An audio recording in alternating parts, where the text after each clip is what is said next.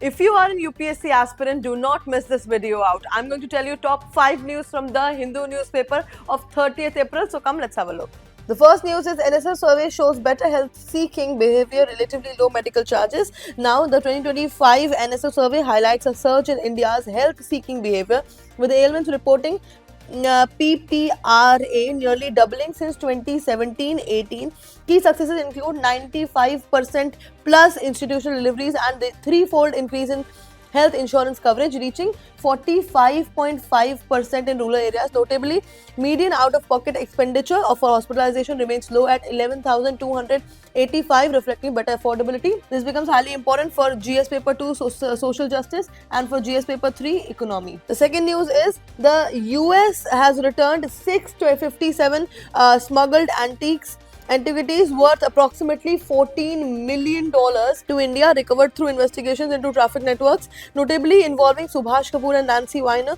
The collection includes a red sandstone Buddha as well. You can see the image of it, which is worth $7.5 million. The repatriation, finalized at a ceremony in New York, highlights international cooperation in dismantling global criminal syndicates targeting India's cultural heritage.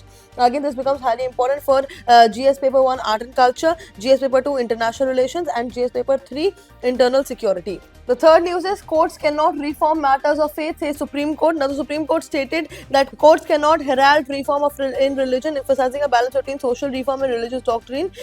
During proceedings regarding the Sabarimala temple entry to 2018 verdict, now the bench noted that while social reform is necessary, it must not intrude upon essential religious matters. The court dismissed the idea that judiciary can unilaterally reform faith, asserting that religion must remain relevant while balancing constitutional rights.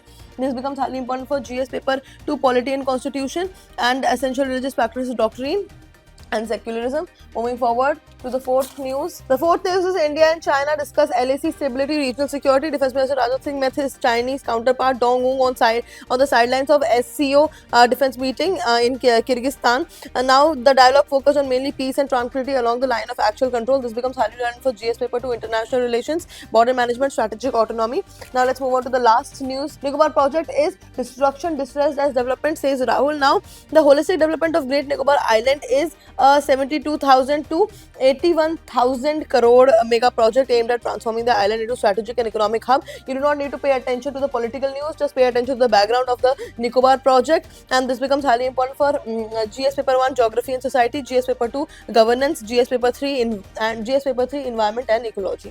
And that is it for today. Thank you for watching.